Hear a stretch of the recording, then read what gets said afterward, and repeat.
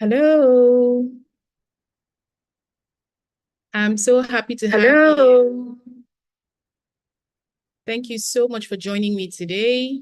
The last day of our NEQE series, where we're going to be talking about choosing the right fabric for your projects. So I am beyond exhilarated. The past 3 days have been a dream come true. To actually have a booth at a quilt event, and I'm really, really excited. So thank you so much for just keeping up, visiting the booth, keeping Nancy and Judy company, and just exploring the delights of African fabrics. And your willingness to just explore. I think that's the most important thing. Your willingness to explore something different, something new. So the idea of the past 3 days was to, or is to, just help you with all the important information that will help you, especially if you're a beginner with the fabrics, to just make you comfortable about the care, and a variety of information that I try to include in each session. So I hope you found it helpful so far. So just to recap, on the first day, we talked about introducing African fabrics, breaking down the categorizations, giving a brief history, talking about some of the methods of production, the popular ones, the unique ones, and also just talking about color, significance of African fabrics, and the place of the African wax print in Africa today. I think it's really important to have just talked about the popularity, the origin, the journey and evolution of African wax prints, within the African context, and why I particularly refer to it as African fabrics. I gave my justification for that and the belief behind my reasoning. And on the second day, that was yesterday, I tried to exhaustively talk about how you can care for your fabrics, the things that you need to do, how to wash it, how to remove the stickers, basically it was just a response, a practical response to the frequently asked questions we get about the care and the use of African fabrics. And I would really suggest that you bookmark the page, better still subscribe to our YouTube channel, save that video because you might want to come back to it, and possibly this video as well. You might want to come back because, I hope to be dropping some tips about how you can just use the fabrics and to make your projects come alive. So once again, my name is Miriam Galadima Benson. I'm the face behind Quilt Africa Fabrics.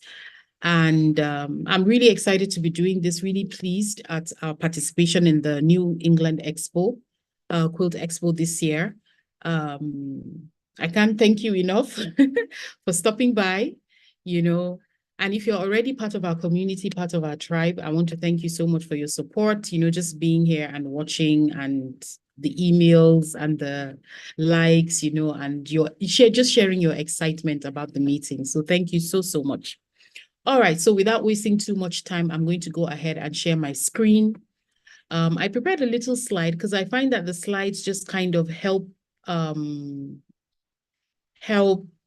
give a visual of what we're talking about, and it just helps me to stay on track, and make sure that I talk about the pertinent points, that will be most helpful to you. So it's a brief slide. I'm going to share it now, and then we're going to go ahead and talk. I have brought out some fabric samples in front of me, so that after that I can do some demonstrations, and further explanations. All right. So once again, thank you for joining me, for choosing the right fabric. So here I'm going to attempt to explain my method. So I'm not a consciously methodical person. I'm more an intuitive creator. Somehow in my subconscious, I work it all out. And so my actions just follow what my subconscious has already planned out. So sometimes I'm not quite aware, I can't give you step 1, step 2, step 3, but over time, because what I do is so repetitive. My method, what works for me, has built up over time. I think now I'm able to say either this or that. All right. So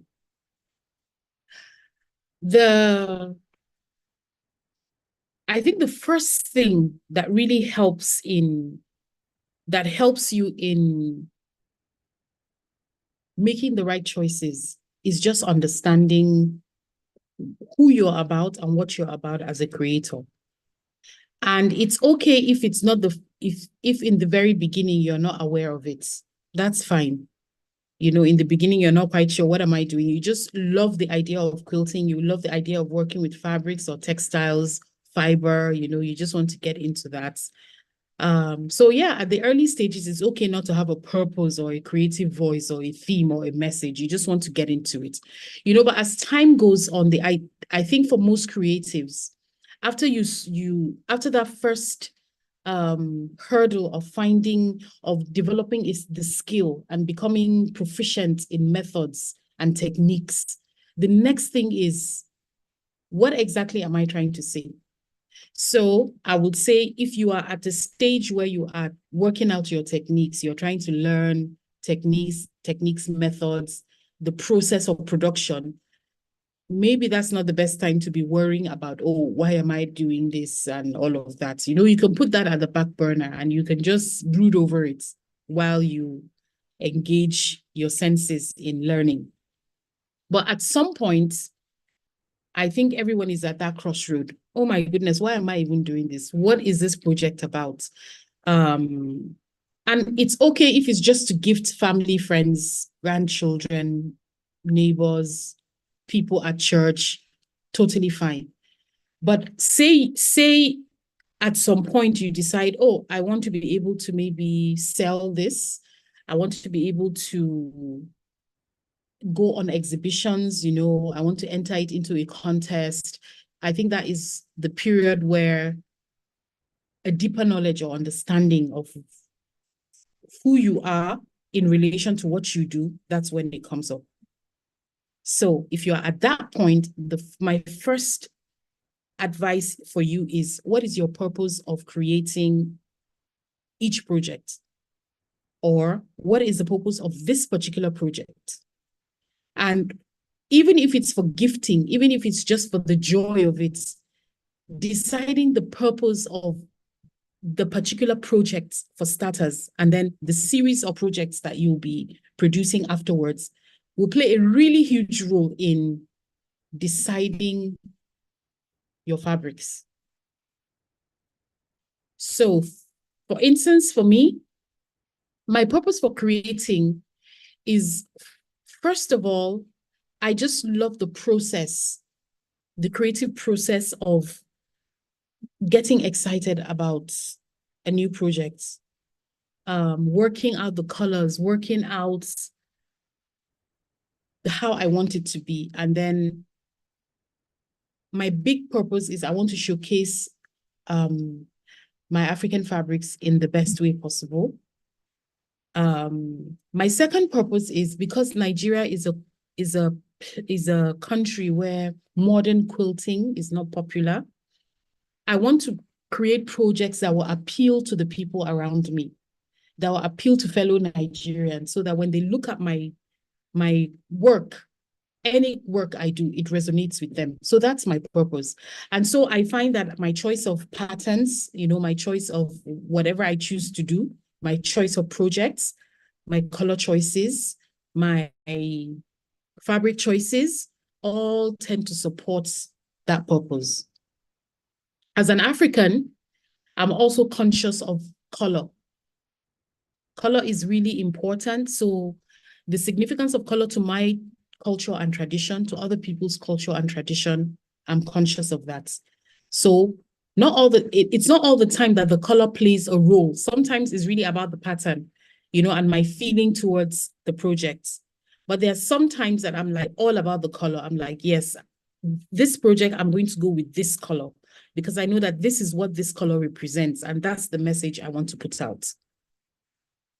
So that's how I work through my purpose. My underlying purpose is to showcase my fabrics, Secondly, I want to create projects that appeal to Nigerians, to draw them to quilting, to help them to understand what it is that I'm doing. And, and in all of that, even with those goals or objectives in mind, I'm still able to put myself into it because this is now my personal expression of this idea, of this objective. The second thing I would say is refine your creative voice. And voice in quotes now. Your voice as a quilter would probably mean your method, the techniques that you want. So for some, traditional quilting is your quilting voice.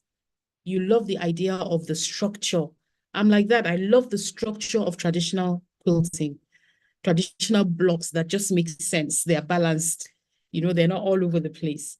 But at some point I see some improv and I'm like, I could do that.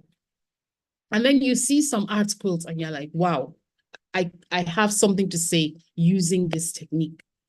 But it's okay for you to dabble in all. It's okay for you to be particular about one. There is no right or wrong. It's just about you expressing who you are. So in the quilting context, creative voice refers to the method or the technique that you feel the most comfortable speaking with in quilting terms. For a lot of people, for some people, they like the art quilts. They just like the representation of scenes and situations, and memories using art quilts. And we appreciate that because, we can see, we can understand, and we know what they're talking about. For others, it's improv. Oh, I'm not a very structured person. I feel, I love the uniqueness of improv because I just sit and nobody, and I mean nobody in the whole wide world will ever have what I have when you use improv. So that is also something really special. So think about it. And the only way to develop your creative voice is through use. So you do a lot of traditional quilts and piecing and patterns, and you're like, no, not for me. You do a little, 1 or 2 art quilts, and then you see how you feel about it.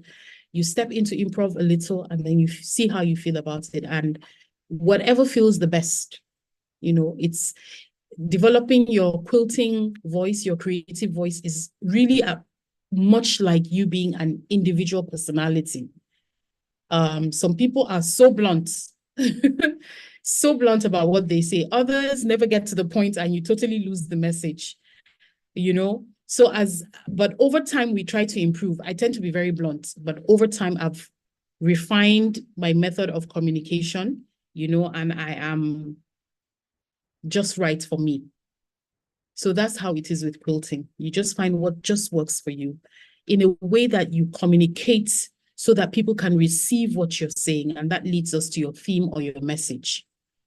Like I said, you don't have to have a message. Your message can be just the joy of creativity. Your message can be just the joy, the enjoyment of being able to just do this.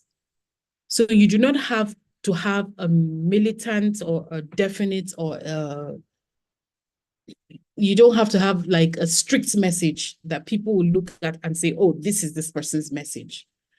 At some point, you may get to a place where, you want a strong voice. You want people to know what you're talking about. For me, my quilting message is African fabrics. Try African fabrics. Get to enjoy the bold colors, the beautiful, work with the patterns. Let yourself go. That's my message. So in our community, when I'm choosing a topic for our challenges, when I'm choosing the topic for the summit, when I'm choosing the topic for our block of the month, that is what drives me. I am looking for how to showcase African fabrics. I'm looking for how to give it a place in the quilting, in the global design in quilting. That's just my message. But that's my broad theme, my broad message. My secondary theme or message would be for me to express myself in a way that also gives me joy. I have to have the joy so that through my work, through my message, you can also see a bit of my personality and what I'm about. So I hope this, so this is very, it's not tangible, but I hope that my explanation has just kind of helped you to just place where you are, refine and just define who you are creatively speaking, and in quilting terms as well.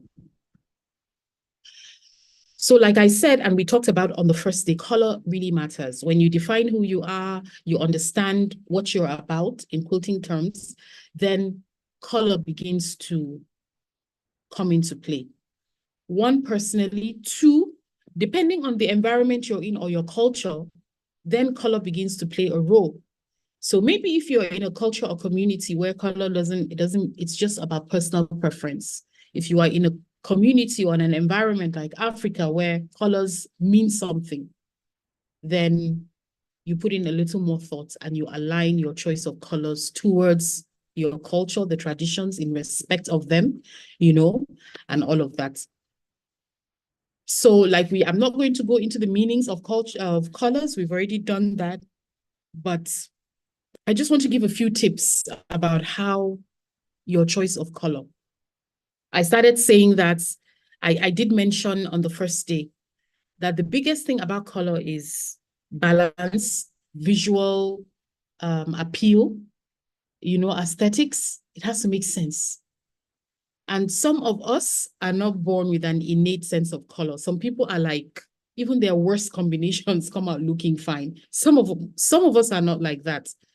Some of us, even after toiling and thinking and permutating and shifting, and it's still questionable. So I think it is your responsibility as a creator to learn the rules of aesthetics.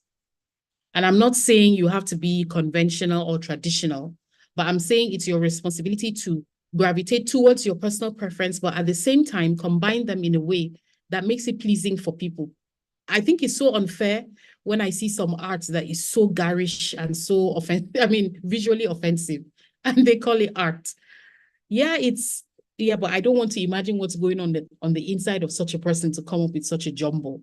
So I think to be a responsible creator, I think you should learn how to be visually appealing.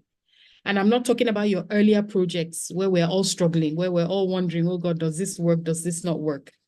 That's fine. When you're going through the learning process, the beginning is always horrific. And you look back after some time and you're like, oh my God, what was I thinking? I'm not talking about those periods. I'm talking about as you develop as a creator, as you develop as a quilter, you develop as a textile artist. We need to see the journey of the lessons that you're learning. So please, yes, I think I'm unequivocally saying that it is your responsibility to create visually appealing and aesthetic pieces. And so you have to learn the rules of color. And so much has been said about color theory and color this and color that. I'm not going into that. You can do so much research anywhere, experimentation, and you will find your place. But there are certain things that I just want to, like maybe a few tips that I want to share, that I think will help. So the first tip is take a lesson from the fabrics. Take a lesson from African fabrics. Sometimes you see some fabrics that are so shocking. It looks like they just splashed color and just, they didn't think it through. But the truth is that they thought it through. And a lot of the times, the colors on African fabrics, they really inspire me because I want to try I want to be adventurous. And I'm like, this might be a little too much, But then I look at the fabrics and it just seems like they contrast colors like no man's business, And so take a lesson from the fabrics. Go with something go as bold as you dare. Look at fabrics that ordinarily you as an individual will not gravitate towards. So if you look at these 5-inch squares, you can see black, orange. So, this wouldn't be my first choice of color, but when I look at it, I'm like, yeah, it's okay to be bold. And even though the colors, there is nothing that there is nothing like that is kind of close. They're all contrasting, but it works. And there's a place for this. So please take a lesson from the fabrics that you choose. Take time and study it and look at it and, sort of try and understand what it is, what was, how did they, and I assure you that as you look, you begin to read rules. They are actually rules. They contrast, without being garish, without being offensive, visually offensive, and all of that. So you find them all over. Look at this one.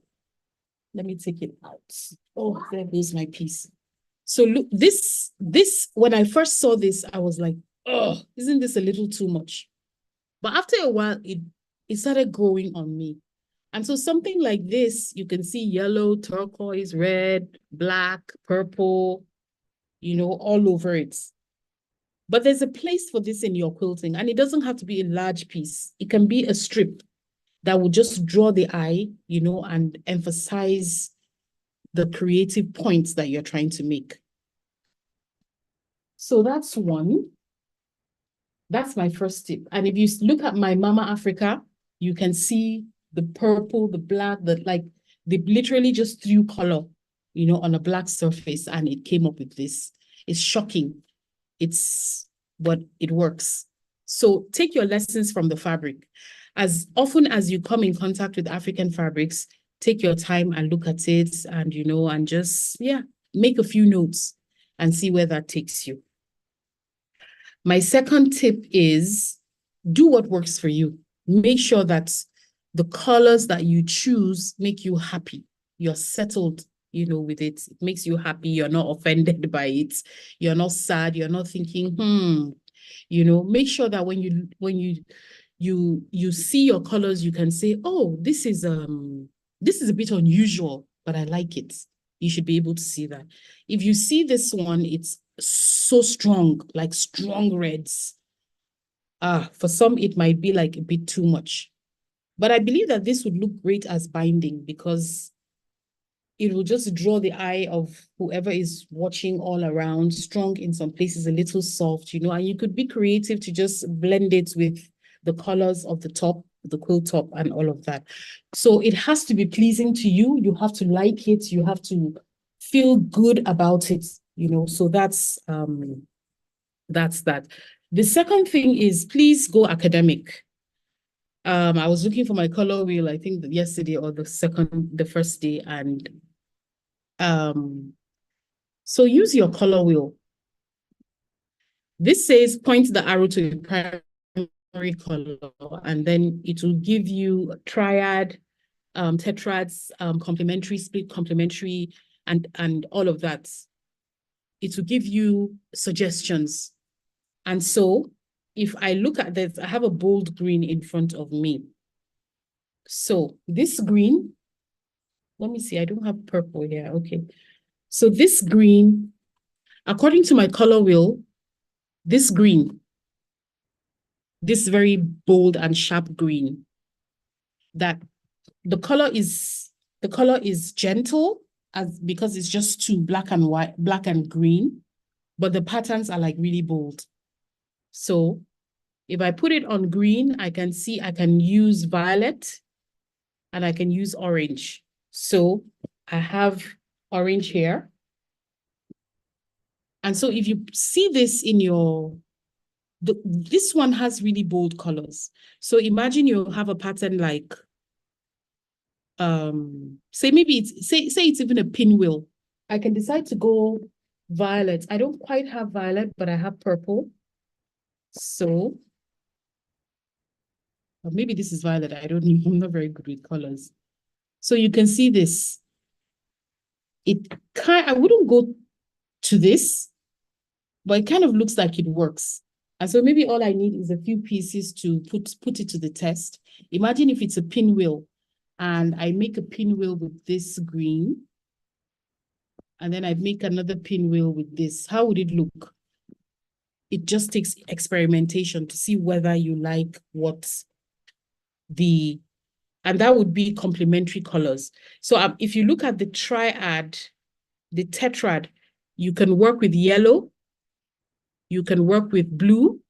You can work with violet again and the orange. So now they're saying add in some blues. So I'm going solid with the additional choices and then yellow as well. So I don't know if you can see what I'm trying to do here. So here are the colors. And then they said some yellow. So I don't think I have yellow in Bazin, but I have a piece of bright yellow here. And I'm going to try and put that together. Maybe let me do this on the table so I can put my screen, my camera down. Okay, so now you can see the colors, right? This is totally impromptu. I didn't plan to do this, but let's see if we can work with it. So these are the colors that the tetrad is suggesting on the color wheel. So I hope you can see it. Yes. And then a splash of yellow somewhere. Okay, so it kind of looks okay. Now, if it were me, I might just lose this. I don't know how I feel about that. And I'll keep the blue and this because I think it looks a little better. But maybe you, and because I don't think this is the exact right shade of purple. This is not, I don't think this is violet. So if you do this, personally, I like this. I would lose this though and work with these colors because they appeal to me personally. So that's what I'm trying to say.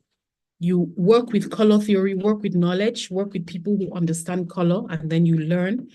And with a bit of experimentation, you should be able to get what you want. And you know, with so much knowledge and learning, there's so many ways that you can use the color wheel. So, and this would just take you a few projects. After the first, second, third project, you begin to get a hang of it and you begin to understand what you like and what you would like, what you don't like, and all of that. All right. So another thing that I want to talk about is pattern. Pattern works in kind of the same way as the color. In some cultures, in some environments, the pattern would matter. So you have to be very careful about that. Especially if you're using the indigenous fabrics, the pattern and the color would matter so much. So just be careful. Wherever you get it from, ask them, you know, and just make sure that you give credits. If it's okay, you go ahead with it. If it's kind of not okay, maybe you're a woman, you're not allowed to handle it, or you're a man, you're not allowed to handle it, or you're not pregnant, you're not allowed to handle it. You know, there's those silent rules exist in Africa, for instance. So you just be careful about it, find out, and go with it. One thing I have discovered about patterns with these fabrics is the size of the pattern doesn't really matter. When you cut it down to size, you just see the patterns kind of work themselves into each other. It doesn't really matter. You know, at the end of the day, it really doesn't matter.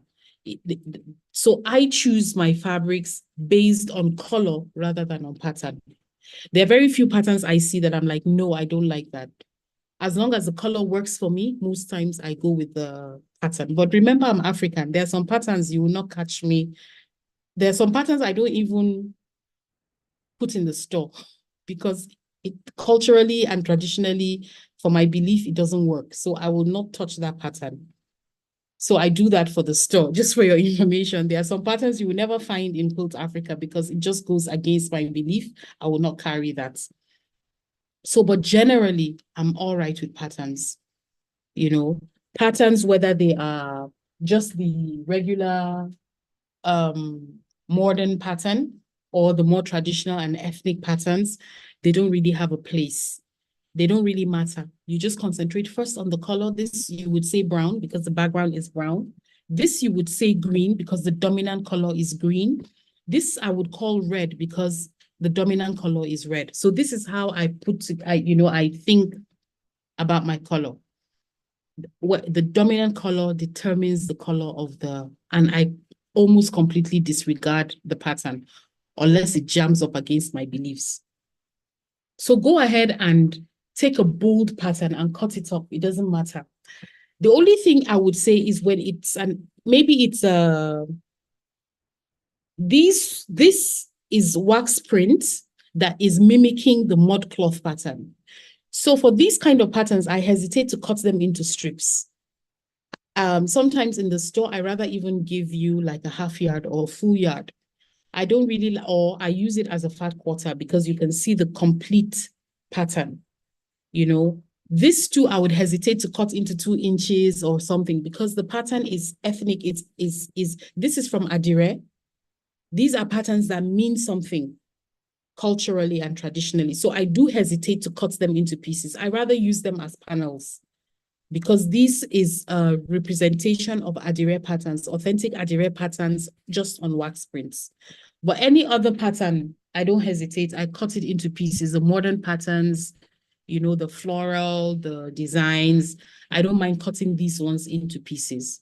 But even in the store, you will hardly see me cutting, well, unless I'm really desperate, but you will hardly see me cutting these sort of patterns in tinier cuts because I want someone to appreciate. So if there were maybe like fat quarter patterns that allow you like maybe an illusion quilt that uses fat quarter, you know, or any pattern that showcases the fabric that gives you a large piece, 10 by 18, you know, a large piece, then I would use this for, I'd rather use it for a backing.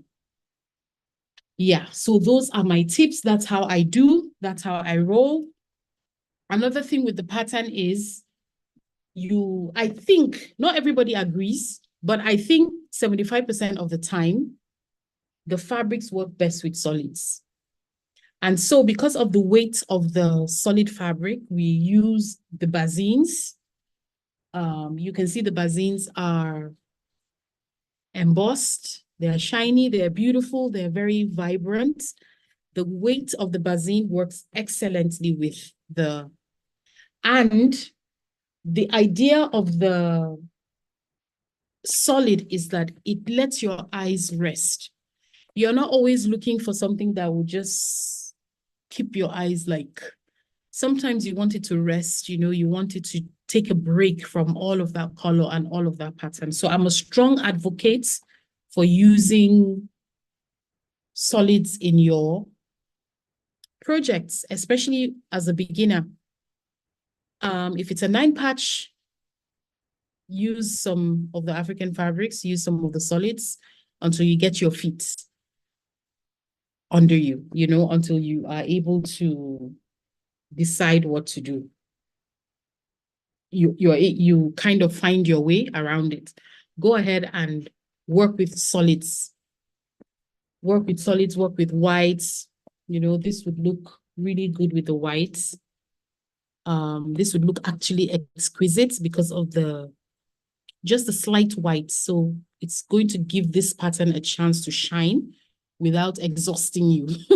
So there's something about intense color and intense pattern. It's so exhausting for your eyes. It doesn't allow you to take a break, you know, but look at this, the bazine and this would work beautifully in any pattern. Really striking, really beautiful. So I think those are my best tips about pattern. Don't worry about cutting patterns into smaller pieces. Somehow they still work. You know, if you cut them, they still work. Because they're so strong, they're so individual, they still show through. So don't say, oh, this pattern is so big, what do I do? I mean, I would cut them. They would still speak, even as smaller pieces. And I just hesitate to cut real indigenous patterns. I hesitate to cut them. I rather show them as they are, because each of these patterns means something, you know, so I really don't want to slice them up. And then incorporate solids into your projects, especially if you're a beginner. I'm a big advocate. Even right now, I do not like to use, but I'm actually working on a project now that is not going to have any solids. So there is a place for that. But generally speaking, I would go the route of solids first before I decide to not do solid. So I think that is the best. Those are my tips about pattern. And so yesterday I also mentioned texture, and I just did that now, fabric weight and texture. Be careful. Not all solids work with the African fabrics, either the indigenous ones or the wax prints. So you have to be careful. Make sure. We've just found, I didn't even discover it. So don't say that I'm trying to sell it to you. It wasn't even my discovery. Montika ordered some of the bazine, and she's a long arm quilter as well. And she said, Miriam, these bazines are excellent for the fabrics, and it makes long arm quilting so delicious.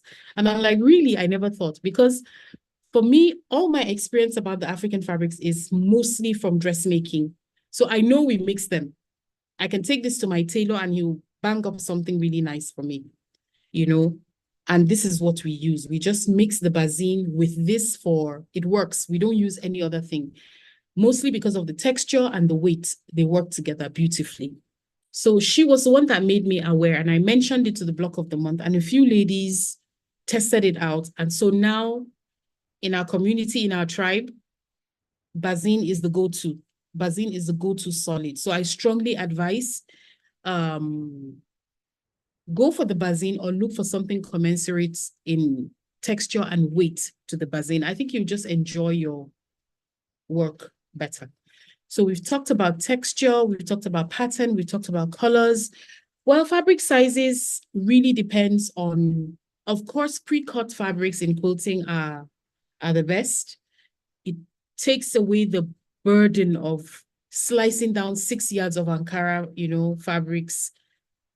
It takes it away off of you. You don't have to keep cutting, like spread out the large bolts bundle, and then you're cutting it down. So I always recommend the pre-cuts. And incidentally, right now for the next 3 days, we have a sale on all our pre-cuts. 20% off. Use the code flash sale, but it ends on the 16th of. So if you're watching a recording and it's after the 16th of April 2024, the sale is over, but we stock up and it's always available, and there are always sales. We like to celebrate a lot. This sale is celebrating a successful end of our showing at the New England Quilt Expo. So we're celebrating with the 20% off all pre-cuts. So pre-cuts are fantastic. And of course, if you're using this for backing, then definitely go for continuous yardage. You let me know if you want 3 yards continuous of the same fabric. You let me know. It cuts down on your piecing, piecing. And I think these fabrics are just best they just do a fantastic background. When you just have it as a background, it's so beautiful. Most times it's better than just plain solid, So for your binding as well, the strips for your binding, beautiful. For your, for smaller projects, for your half square triangles, especially the, so I think this is not violet, this is lilac. But back to our color thing. This works well. This works better than this purple. But these work together, but this works better. So I would go with this for my project. So just be adventurous. I've never actually tried it. But so back to fabric sizes. I've never tried that color combination. We have the rolls. You can see that the Ankara strips rather. This is not a roll. So it comes in colorways, different shades and cuts, and it just makes your project come alive, and it gives it visual interest because they're in different shades, and some of the accents on some of the patterns, just makes your project come alive. So yeah, definitely go for the fabric size that suits your purpose. Pre-cuts, I think, are the best thing, one of the best things. So many best things that have happened to quilting, but the pre-cuts are one of the best things that have happened to quilting. So 5 quarter yardages, this is actually a yard. I just folded it tight, but you can see that by the thickness, compared to this is a half yard. So different sizes. You've seen the strips, you've seen of course, the 5 quarters. We always have so many bundles of the fat quarters. We have them in different colors. I just want to quickly show you this bundle of red. So these are coming to the store. You can see just delicious shades of red. I honestly love our mystery bundles in colorways. I think it's one of my better ideas, for making the store better. So this is our 10-inch as well in blue. And so you can see just different shades of blue. Perfect for your project. You don't have to think too much. You just buy the colorway in whatever, the bundle, whatever colorway you want, and you have exactly what you want. So here's the bundle in fat quarter in red. I can see green, also same thing, just shades of green in the same colorway. They just make your projects go so much easier. Makes your project go so much easier. And I think I have kind of talked exhaustively about patterns before we got here, right? So I'm not going to dwell too much on it, but don't be afraid of the patterns. They cut down to size so well. Sing together, and this is what I mean by they cut down to size so well.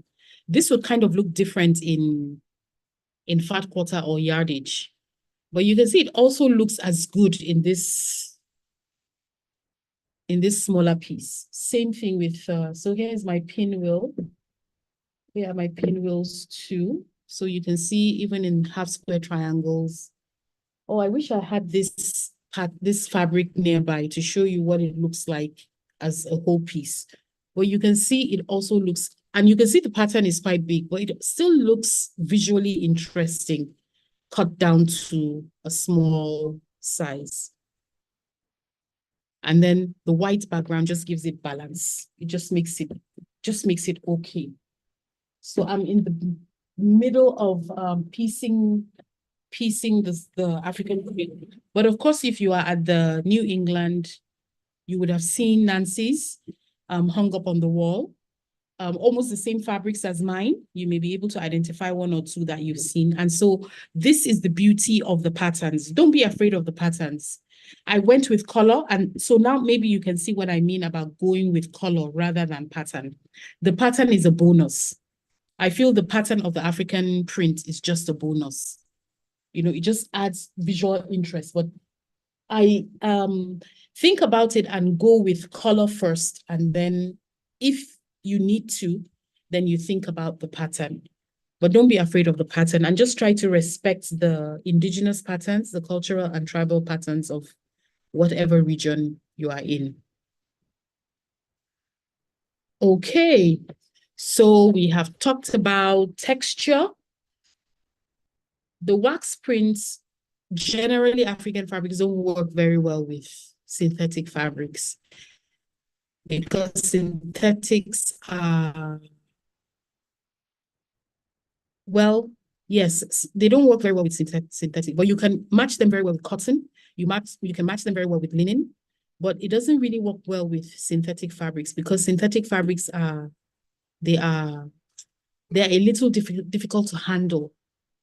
So if you are thinking of blending with any other fabric apart from either the bazin or another African wax print, then definitely go with organic fabrics. Cotton, linen, silk, they work well. Yeah. So, and then of course, because of the texture and the weight, working with things like chiffon is a bit difficult. So, I mean, it's a matter of choice. But my best advice would be texture, weight. Weight is most important. Weight and texture to some extent. Yep. Sometimes cotton blends also work very well. Cotton blends that are higher percentage cotton than something else. So that's that. Go with cotton, go with linen, go with silk, go with natural fibers. Works well. But of course, it depends on the quality of your fabrics anyway. So if you have the not so good quality fabrics, you can blend it with synthetic fabrics. And so we've talked about washing, pre-washing, ironing. I really like working with, I was really surprised with, so disclosure, I'm not a, maybe because I'm not at that level yet, but I'm not a fanatic ironer of my work. I still call myself a beginner. So, and I'm not learning the good habits well. But I also find that the African wax prints and African fabrics generally, because they're made from cotton, you can finger press them quite satisfactorily. Most times you can, but I think when you get to serious tailoring, I ironed more when I was dressmaking than when I quilt, because I find when I finger press, it actually allows my seams to lie down flat, and it's still, I'm surprised at how on point my pinwheels are. So I keep saying it's by use that you will understand, that you will learn the fabrics. You have to learn the fabrics. Especially if this is your first time, your first few times, you just learn with each project, with each experience, you learn a little bit more. So, but definitely iron your work. It's good to iron. Pre-wash if you feel like. Spot check. Do a spot check, how they say, take a little corner and dip it in water to see. And, we did the washing exercise yesterday and we saw, especially for the stronger fabrics, like I said, the reds and some of the blues, like really rich reds, you saw a little bit of the dye coming, washing off, but not alarming. I don't think it was alarming, So also use color catchers, also separate your colors, so just do the basic common sense things to take care of your fabrics. And so I'm going to be sharing some of the projects that our tribe have made over the years, from the block of the month, from our free challenges, from individual, just create, your creative time as an individual, some of the things that they have produced on their own time, not as part of tribe projects. And so I encourage you to join guilds, online communities, in-person groups, bees, where they share the same interest. And it's been interesting to note that even places where African fabrics are not popular, if African fabric is your thing, don't shy away and say, oh, I'm the only person. We have so many people in our community that are like almost the only people who use the fabrics, and they do well in guilds across the board. So don't feel, oh, I'm taking an interest in guilds, maybe I need to go and look for another one. Yes, you may, but you could also dazzle everyone in your group with the projects that you make.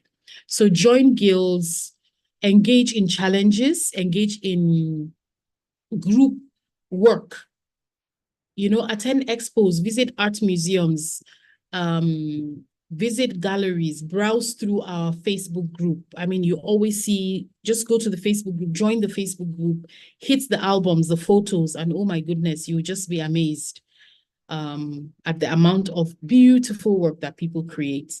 So doing all of these things just increases your bandwidth. It feeds your inspiration. It feeds your creativity. It gives you permission. When you see someone do something, you're like, oh, it works. And so you kind of give yourself permission.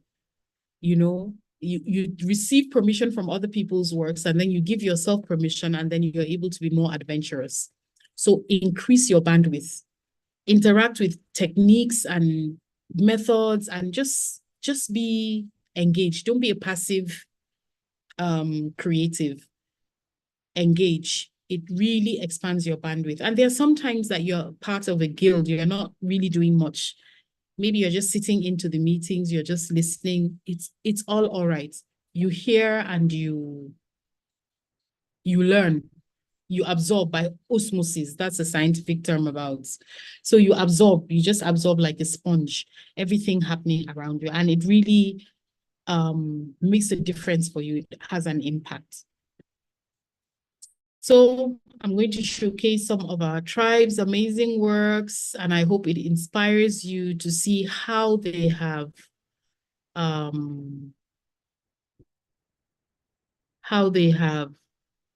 used fabric. Yes, so this is Mama Africa by our very own Nancy. And you can see her bold use of the fabric, no fussy cutting, no nothing, and it still looks okay. You know, so don't be too over concerned about fussy cutting. Fussy cutting African fabrics has its place, but generally speaking, anyhow you cut the fabrics, they still look good. And you can see the awesome quilting on this bazine. This is the Wagamberry that we washed yesterday, and you can see it just works. Her unique way of binding, piecing together her leftovers, and then using it for binding just gives visual interest to the whole thing. And then you can see these are maps from our map challenge. Erlene Butler and Elia Pastana, you know, and Stacia, they did amazing. So Stacia used the bazine as well, and you can see the beautiful quilting. And so this is what I mean by saying, even if you don't use solids in the middle, so this works really well. The individuality of the fabrics defines the countries, defines the borders of the country. So you can see the difference between South Africa and Namibia and Botswana and Nigeria and Cameroon and Niger. You can actually see because the fabrics are just bold on their own. So even if you don't give too much thought to what should I select, it just works out. In each of these maps, it just works out. So just be bold, give it a try. You know, in quilting, there is no fail, there's only learning. You know, so just be bold about it. This is also from our Mother and Child Challenge. You can see the use of, masterful use of fabrics by our people. They are just amazing. And so try this art quilt style, try the collage style from the African map, you know, try the more traditional piecing, quilting with the Mama Africa. You try, you learn so much about yourself, how to choose your fabrics, the method, you know, your own way of expression. Each of this is a totally different technique. We hosted one of the person who taught this technique, and Victoria attended. And so she stepped away from the collage style and she did this. And you can see it's just beautiful and the fabrics just work. These are like this is this fabric. I actually have it here. I just saw it now. This is like this fabric here, the dress of the mama. But see how she used it. And then the tie on her chest is also a different fabric. Her scarf, her headgear is a different fabric. But you can see how it just all comes together. And then look at the border. The border is so beautiful. So this is what I mean about using ethnic patterns in a way that allows it to speak. She didn't cut it into, even though she cut it into like squares, but because she put them together, they are telling the story as they would if it were a larger piece of fabric. Close the windows from the back. So this is Lisa's. And you can see also the use of fabrics, just use of color and all of that. So this is from the online course that I created, connecting the dots between African patterns and quilting. Definitely check it out in the store. It's a sampler quilt. Yeah, it's a sampler quilt where we just showcase different patterns. And the unique thing about this course is that each of the blocks carries an African story. So you would be surprised to learn that each of these patterns have an African equivalent. And each of the patterns tell a story. And so in the course, I picked 12 patterns where I tell the African story. I tell the African story behind each of the patterns, and then you have a chance to create the patterns. And so for each of these ladies, Sue, Elizabeth, and Judy, this is a conversation piece. Oh, what is this? Oh, yeah, did you know that this pattern means this in Africa and, in one of the tribes of Africa? And so it's just a way of learning, a way of, I thought I saw one of the patterns here with me. No, I don't have it. The same thing this was from 2002, I think. In 2003, we did the same thing, just beautiful. Even the wedding ring has a meaning, in African patterns. And so this was our African Christmas quilt from Kate Spain's Joy pattern. This was a fun project. That's the one I just showed you here now that I'm still working on. It was sometime last year, late last year. So I'm still working on mine, but you can see this, we're back to traditional piecing now. How you can just allow yourself to just traditional piecing, but you can see none looks the same. And sometimes we challenge ourselves with the same set of fabrics and everybody comes up just like this. Though you can see similarities between Georgia, Nancy's, and mine, they're still individual in the placement of the fabrics, and all of that. So it's really exciting to just, these are individual projects by Carol. You can see her use of the background. The background reads as a solid, but it just works. This will make a very good masculine quilt, and here is one, just a tiny strip between the fabrics. And it looks like stained glass, if you like. And then look at the border. And so she didn't cut up this border. She's allowing it to speak. So I think it's just beautiful. And then this is by Miss Lisa. Look at the patchwork, the beauty of it. It's just wonderful. I love it. Graceful. The skirts just showcasing the fabrics, and then the background as well. It just makes it adds to the elegance of the dancer. And this is by Miss Juanita. And honestly, this is just a showcase of fabrics, the patterns. She's picking out the parts of the fabrics that have interesting patterns. This fabric and this one are the same, but she picked out the interesting parts of it and she included it in same as the kente. Can you see the pinwheel block here? And this is a kente. And the pinwheel is actually one of the most popular African. I told you that the square, the half square triangle was one of the popular patterns.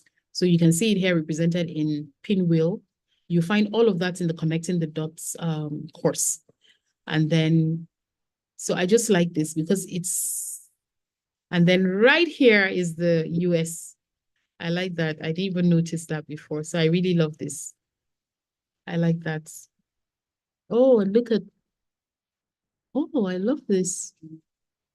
This is one of my favorite heroes, Martin Luther King, the strength of his conviction.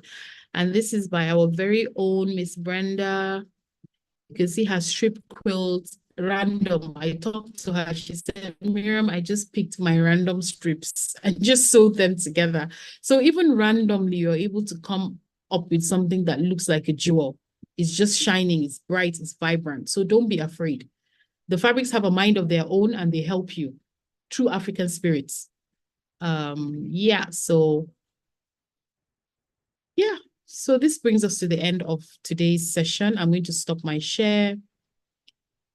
Yeah, this is my last page. I was getting carried away watching everybody's presentation. So if you have any comments or questions, kindly drop it in the chat. I'm going to take a minute now to just look at the chat and see if there's anything showing in the chat. Thank you, Monica. I'm so happy you're here. showing in the chat. Thank you, Monica. I'm so all right. Sorry about that. That was me in. Oh, thank you. Thank you, Monica. Monica loves the presentation. Thank you so much for coming. I really appreciate it.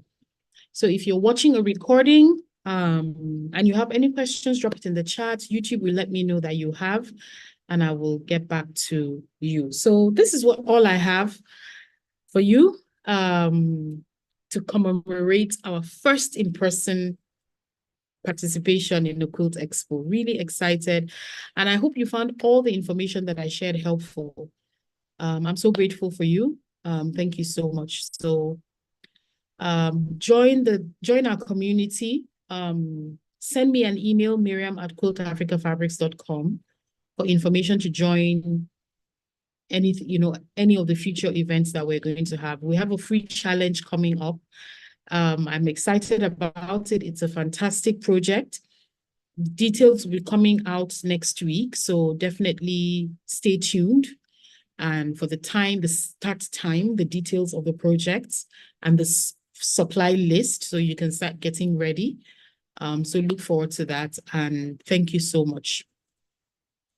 So yeah, so this is it. Appreciate your coming and take care. Enjoy the rest of your day and enjoy the weekend too. Bye-bye. Thank you.